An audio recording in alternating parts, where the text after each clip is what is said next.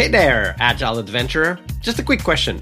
What if, for the price of a fancy coffee or half a pizza, you could unlock over 700 hours of the best Agile content on the planet? That's audio, video, e-courses, books, presentations, all that you can think of. But you can also join live calls with world-class practitioners and hang out in a flame war-free and AI slop-clean Slack with the sharpest minds in the game. Oh, and yes, you get direct access to me, Vasco, your Scrum Master Toolbox podcast. No, this is not a drill. It's the Scrum Master Toolbox membership. And it's your unfair advantage in the Agile world. So if you want to know more, go check out scrummastertoolbox.org/membership. That's scrummastertoolbox.org/membership. And check out all the goodies we have for you. Do it now. But if you're not doing it now, let's listen to the podcast. Hello, everybody. Welcome to our Wednesday, the coaching day here on the podcast. And with us this week, we have Alidad Hamidi. Hey, Alidad, welcome back. Hey, Vasco. So the coaching conversation is something we do with the guests where we discuss a specific topic and explore that topic, try to understand it as a system, and potentially talk about experiments that we might want to run in that condition. We try to bring real life situations that we face so that you listening can also take inspiration from that. Potentially you are in a similar situation, but also so that you can hear what a coaching conversation sounds like. So Alidad, let's start with the topic that you want to bring to us this week.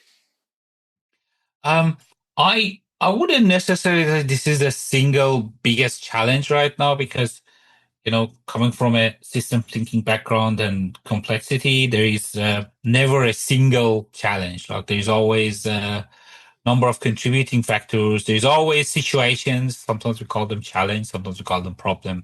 But they're just situations. There's situations that is stopping us to achieve a more desirable outcome. So for me at the moment, one of the things that I'm working on is creating the balance between the organizational demand from a reporting structure, etc. perspective versus what the teams are actually they need to do, and also the transformation they need to, apart from doing their day-to-day job, the transformation they need to make at the same time to further develop their capability to be more fit for the changed environment. What I mean by that is we have some standard models and frameworks and operating models that we're helping the organization to, for the lack of better, to roll out and for teams to adopt. But there is so much emphasis on standardization, and then the teams as well as people involved with the transformations are measured by certain things, like simple things like the being measured by and they're not bad measures, right? But it's just they're not context sensitive. So let's say we have things like flow time. Every team has to have flow time below a certain number. Every team have to have certain velocity. Velocity is not necessarily measured by a story point. It's not traditional velocity. It's velocity as in how much value they're delivering. Things like that, right? So creating the balance between there is this demand from the leaders that your metrics should look like this versus in actual work, what teams need to do to improve their work is something else.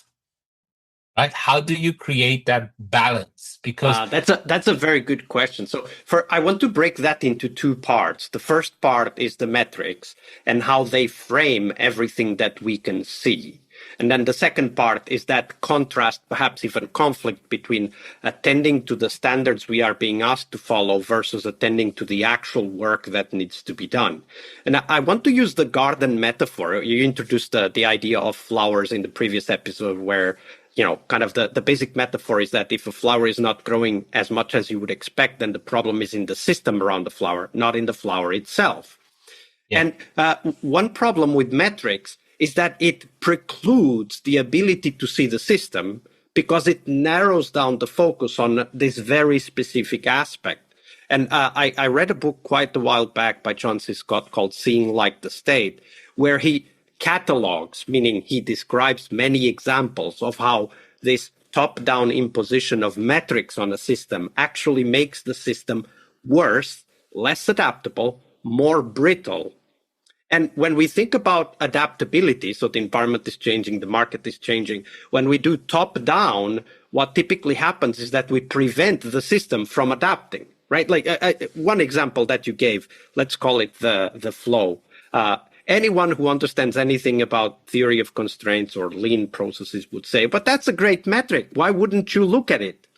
And Yes. I would agree in abstract, but then let's go into the practice. Let's imagine a team that needs to attain a certain level of flow. If they are not attaining that level of flow, then they have a conundrum. Do I optimize for the flow, or do I optimize for solving the problem I really have in my hands?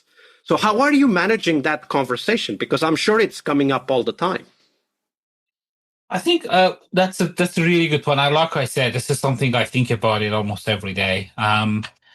I think one of the ways I could help the system to live with that polarity is, first of all, I'll make it very visible to the leaders. Deming have a good point about if you set the metrics, or if you set targets for the people, they will achieve the target even if that means destroying the system around them. Right? And that's very unhealthy. It's natural human behavior. There is nothing to blame there. The only thing to blame is the people who set those targets, right? But I think when I come from a more empathetic perspective from the leaders, let's say, what is it that you want to achieve by these metrics, right? Then I think that's one thing. So by understanding what they want to achieve, I think I can facilitate a better conversation on, we can help you achieve those in a different way. And I've had quite a lot of success with them. So when you go and talk to the right level of leadership and you have that conversation, when you go past that, the corporate thing, and this is what everyone have to do, say, look, I really want us to do this, and I want the engagement of the team to achieve this and that. So, well, what if we do that, but some of our metrics drop? Well, it's not ideal, but that's what I want. Surprisingly, the leaders want that as well. Right? So that's one way to kind of understand the intent. Number two is, which is the typical, coach response is, I actually asked the team. I said, look, guys, we need to achieve these numbers. We don't want to spend too much time on achieving them. I call it sometimes, although I don't encourage it, but I call it, the tax to pay, or the license to play, right? So I said, well, there's a tax. We need to do a little bit of this extra work to achieve these numbers. But really, if we deliver, if we create value for our customers, if they are happy, and if the team dynamic is right, if we have the right performance, those metrics, we could have it. And you know what?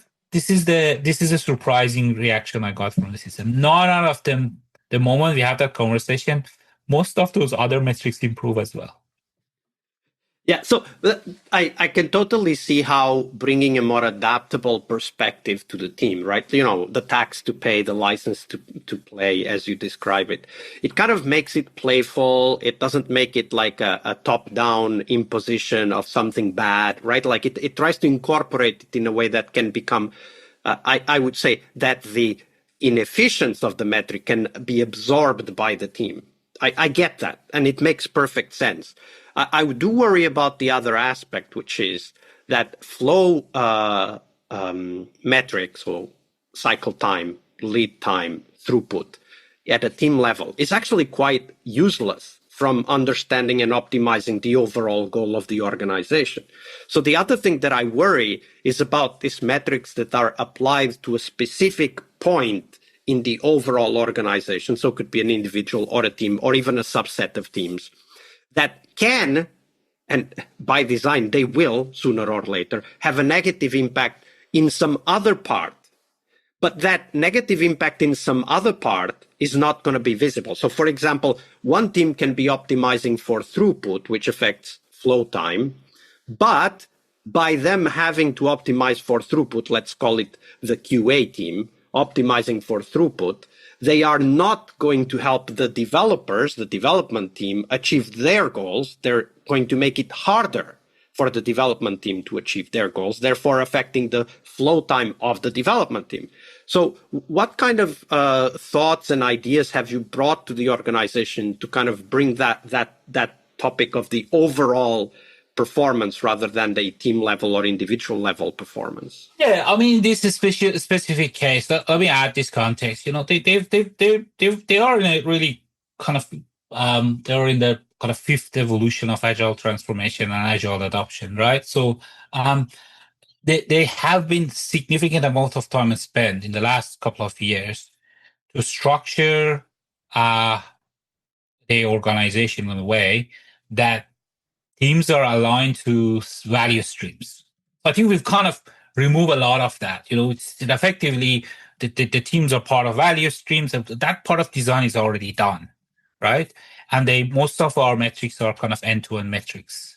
So I just want to add that they've gone to that process of optimizing for team versus understanding the value streams. That's a whole different conversation I'd like to have later, maybe, because I think even value streams are not necessarily the best tool for us. Because imagine you have the analogy I use is the difference between Toyota production line versus a Pixar Studio, right? So the metrics that apply to Toyota production line, if you're applying the same metric, if you're applying lean metrics to your Pixar Studio, you're gonna kill Pixar Studio. Vice versa, if you apply the approaches and method of Pixar Studio to production line, they will go bankrupt in less than a month, right? So I think being context sensitive is quite important. None of them are by stuff or bad things, but if you apply these metrics approaches, whether it's lean, agile, or any other approach you take, if you see them as universal laws that apply everywhere, then that's the failure. But if you see them as context sensitive, depending on the team, depending on the evolution of the environment, the organization, evolution of the market, a big part of open system theory is also you start external, you start from outside in versus inside out. A lot of organizational transformation that they fail, and even beyond agile, not just agile, is they have such an inward looking. They try to optimize everything. And I say, well, what are you optimizing for? If you got to start from outside in, you want to start from not even customer. You have to start from broader environment, then industry, then customer, and only they start thinking about your products and value streams. Even then, I think we've reached to a point that the paradigm is now beyond product now. I think I see a lot of product operating model gaining a lot of traction. I think product paradigm by itself is probably it finished 10 years ago, right? So now we are into scenario based and ecosystem business model where there isn't a single product. Customers are part of the broader ecosystem and they team multiple products for different scenario of their life to use your product. So if you're focusing on your product only, remember that your product is a tiny bit of a broader scenario that the customer is trying to use in their life. The only model that help you succeed in that is if you use customer scenarios plus ecosystem model. When you open up your business and you start interacting with other players, even your competitors, in the broader ecosystem. And that's actually a very good point, and I think a huge topic for another episode, this ecosystem perspective of business. If you would wrap up this conversation, Alidad, what do you think are kind of the key insights from your own experience and the issues, the topics that you're struggling with right now? What are the key insights that you would want our listeners to take away? I think if we talk specifically about, so that's a very broad question, by the way, but if we bring it back to to your first question and the challenge that it is, I think, look, remember, organizations are very large, very complex, right? It takes, even if you look at the nature, it takes a long time for things to evolve. You have to allow, you either have a platform on fire or a visionary leader or chance that you can make a lot of change in a short amount of time, which probably is not even a good thing. Or you have to accept the fact that the organization goes through these learning cycles. It takes a long time for a large organization to change its behavior. Even a single individual, right? We drink coffee a lot in Australia, right? So try to not drink coffee for a week. Even for a single person, one practice, it's very hard to change your behavior. Imagine for an organization of hundreds of thousands of people, or I don't know, where 10,000, 20,000 people. Where there are emerging behaviors that no single individual Lots even of emerging can behavior, lots of external forces, systemic forces, internal systemic forces. So one of the things is be patient. Yeah, that's definitely important. Understand where the organization is in the life cycle. I don't want to justify bad behavior for a lot of leaders. There's certainly that. But look, I think what I find is if we take responsibility for our freedom, we'll always find ways to move the system, but it may not necessarily be with the speed that we expect. Right? Systems have their own rhythm and the speed. Absolutely. And check out yesterday's episode where Alidad presents the book that helped him gain this perspective. Thank you for that, Alidad. No problem. That was a great question. All right, I hope you liked this episode. But before you hit next episode, here's the deal. This podcast is powered by people like you, the members who wanted more than just inspiration. They wanted real tools and real connection to people who are practicing Agile every day. We're talking access to over 700 hours of Agile Gold, CTO level strategy talks, summit keynotes, live workshops, e-courses, deep dive interviews, books, and if you're into no estimates, we got the pioneers of no estimates in those deep dive interviews as well. Agile business intelligence, creating product visions, coaching your product owner courses, you name it. You'll get invites to monthly live Q&As with Agile pioneers and practitioners, plus a private Slack community, which is free of all of that AI slop you see everywhere, and of course, without the flame wars. It's a community of practitioners that want to learn and thrive together. It's the best place to connect with community and learn together. So if this podcast has helped you before, imagine what you will get from this podcast membership.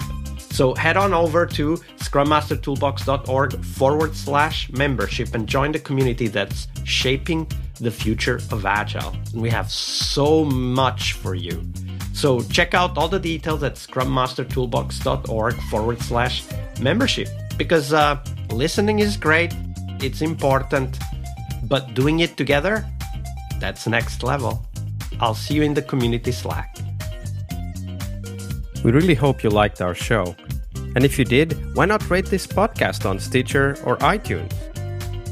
Share this podcast and let other Scrum Masters know about this valuable resource for their work. Remember that sharing is caring.